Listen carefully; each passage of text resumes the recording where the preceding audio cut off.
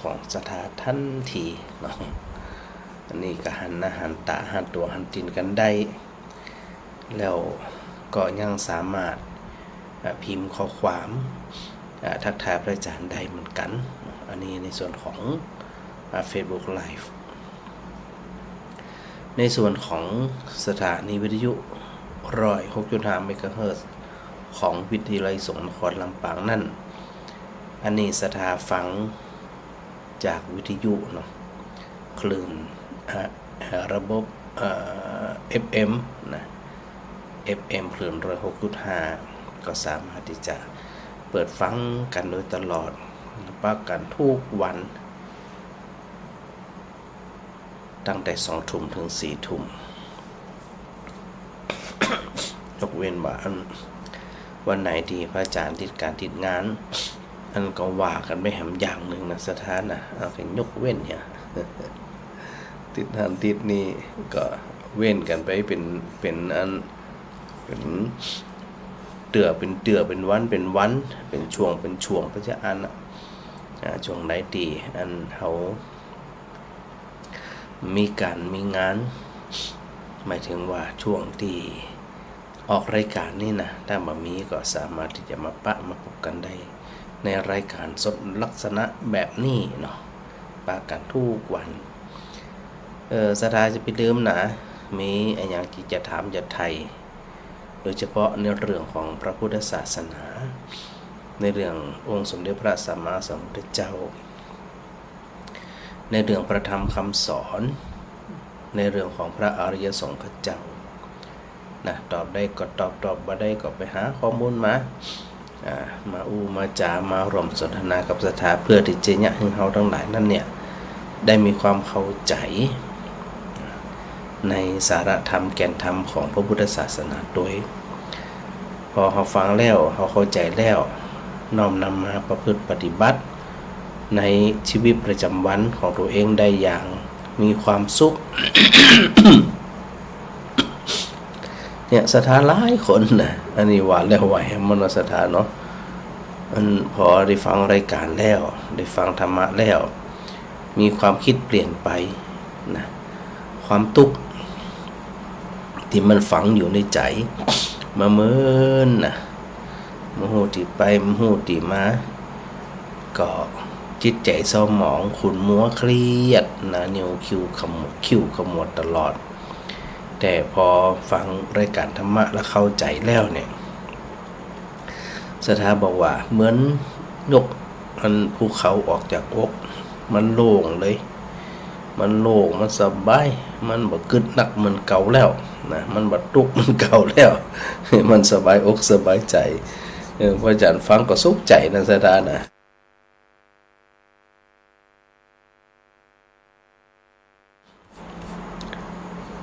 คือคำสอนของพระพุทธเจ้าเนี่ยนะถ้าเราเข้าใจเนี่ยเข้าใจด้วยปัญญาเนี่ยเข้าใจข้างเดียวแล้วมันจะใจได้ตลอดจาดเลย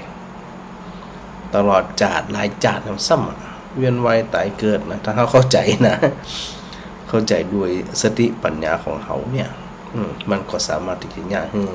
ชีวิตของเขามีความสุขนะปล่อยได้วางได้ปลงได้นะสุขอกสุขใจเนาะเจ้าแม่จันดีเจ้าแม่ฟังอยู่เด้อเจ้าชัดเจนดีเนาะเจ้าชัดเจนดีเจ้าน่ะถ้าแม่อันจันดีบ่โทรมานี่บ่ฮู้นะนี่ว่าสถาฟังอยู่กํฟังนี่ชัดเจนดีเจ้าน่ะบ่ได้ฟังบ่ได้อู้กันกับมันจะได้มันม่วนเด้เหมือนได้อู้แล้วสบายใจดีเหมือนกินข้าวนึ่งบ่ได้จ้ำน้ำแกงแหละก็จะอันเนาะอาจารย์ยังเฮากินข้าวบ่อิ่มนี่แน่เจ้าว่าฟังเพิ่นก็ม่วนแต่เฮาบ่ได้อู้มันมีความสุขแหมเนี่ยสบายใจยังบ่เตาอ่ะเจ้าอันเนี้ยมันเป็นนั่นเป็นที่จังที่ปึ่งของศรัทธาเนาะ เจ้ายังปนโมเจ้าโมปนว่านะว่าอาจารย์เป็นยาใจของคนเฒ่าเนี่ยเนาะมันตั้งแต่นะเป็นยาเนี่ยมันเป็นชะโลมใจให้มันสุขใจได้นะได้โทรหาละก็สบายใจละ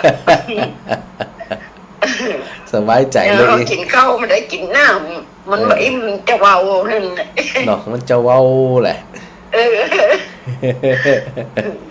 ก็ดีละฟังแล้วเป็นกำลังใจให้เด้อเจ้าแม่จันดีสาธุเจ้าสาธุเจ้าแม่จันดีปั้นตาสีแม่เหมาะปั้นอันที่พระอาจารย์ได้บอกว่าเวลาอันพระเจ้าได้ทำหน้าที่ในการประกาศธรรมในการนำธรรมะมาสนทนากับศรัทธาญาติโยมนี่นะแล้วโยมมีความสุขมีความคิดที่เปลี่ยนไปในแนวทางที่ดีมีความสุขมากยิ่งขึ้นอีนะพระอาจารย์ถือว่าได้ทำหน้าที่แบบเต็มที่เนาะแล้วก็เวลาที่อันได้ออกอากาศทุ่มเทไปเสียเวลาไปเนี่ยมันบ่มีความรู้สึกว่าเขาเนี่ยทำไปโดยเสียเวลาเนาะแต่ถ้าหากว่าอู้กันแล้วหยังกันแล้วสถาเป็นเหมือนเก่านะขี้โคตรเหมือนเก่านะขี้โมโหเหมือนเก่าขี้งอนเหมือนเก่าขี้เสียใจน้อยใจขี้ตุกเหมือนเก่าโอ้แสดงว่าเสียเวลาละอีนะจุดเจ้าก็คงซึ่งเสียเวลาศรัทธาก็ต้องเสียเวลาเหมือนกันต้องปรับนะศรัทธานะปรับเวลาปรับก็มาปรับที่ตัวเฮาเพ่จะไปปรับที่คนอื่นเพราะว่าทุกสิ่งทุกอย่างมันอันอื่นมันเป็นเพียงแค่องค์ประกอบนะว่าหลายครั้งละเนาะเหมือนศรัทธาหลายคนฟังรายการของพระอาจารย์เนี่ยพระบอกสุขใจนะความสุขใจบ่ได้เกิดกับพระอาจารย์บ่ได้เกิดกับวิทยุบ่ได้เกิดกับสถานีความสุขใจมันเกิดจากต้นต่อที่แท้จริงก็คือจากจิตของศรัทธาเองพระอาจารย์ก็ตามสถานีก็ตามวิทยุก็ตามเป็นองค์ประกอบเป็นส่วนประกอบนะแต่ว่าความสุขนั่นนะเบาใจโล่งใจได้เนี่ยเพราะศรัทธาปล่อยวางได้วางได้ปลงได้ทิ้งได้ทั้งปล่อยทั้งวางทั้งปลงขี้อีเนี่ยแล้วมันเบาใจที่ไหนมันเบาใจที่ศรัทธาเองนั่นมันบ่ได้เบาใจที่ไหนนะเบาใจในตัวของศรัทธาเองเลยมันพออันศรัทธาเข้าใจที่อีเนี่ยที่พระอาจารย์ว่าพอเข้าใจเตือเดี๋ยวเนี่ยมันเข้าใจตลอดเลยเข้าใจตลอดเลยอันถ้าเข้าใจตลอดที่มันเนี่ยคือหมู่เฮาทั้งหลายเนี่ยมีความสุขกายสุขใจนะไอ้สุขกายสุขใจเนี่ยเขาก็ลองทำแบบเนี้ยนะสถานะทำแล้วทำแหมทำแล้วทำแหมเนาะเจ้าแม่ขจรมันมันติดดับไปหายหนึ่งฮะแล้วในครั้งมันเนี่ยเดี๋ยวก็ดับเดี๋ยวก็หายไปแหละแต่กี้ก็ดับไปแล้วนะตอนนี้โทรเขาหาเลยแล้วตอนนี้ดับก่อนมาเดียวมันออกละตะกี้มันดับตีแม่โทรนี่นะอย่างมันหายไป70,000กะท่านนั้นนะแม่ถึงโทรหาเลยตอนนี้บัลลังดับมันบักกะมาเดียวนี่มันออกแล้วกะอันที่จะอยู่นะจ้ะเดี๋ยวฟังก่อนน่ะก็ถึงว่านะเนี่ยรักแซบรักปิงฮะออกแต่รักแซบกะรักแซบเลยก็จะอยู่รักแซบนั่นให้อย่าป้ากันรับเฮดิกะเนี่ยวิทยุโซเน่มเดี๋ยวนี้นั่นเดี๋ยวพระอาจารย์ออกใหม่เข้าใหม่พอหรอเจ้าขอบคุณจัดหลายแม่เจ้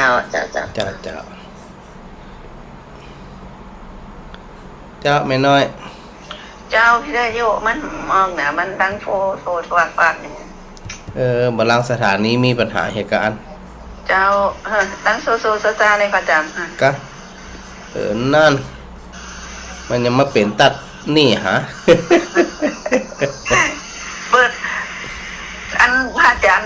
โทรบอกอันนี้ไล่สดแต่มาเปิดวิทยุบ่ออกนะเจ้า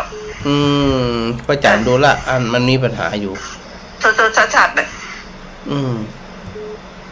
เดี๋ยวพระอาจารย์ถามเจ้าหน้าที่ก่อนนะแมนเนอร์เจ้าเขาคนจัดหลายเจ้าเป็นสายเจ้ามันยังมาเปลี่ยนตัดนี่เนาะสถานเนาะนั่นให้ป้าขันรับให้ได้กล้า เดี๋ยวถามน้องนัดก่อน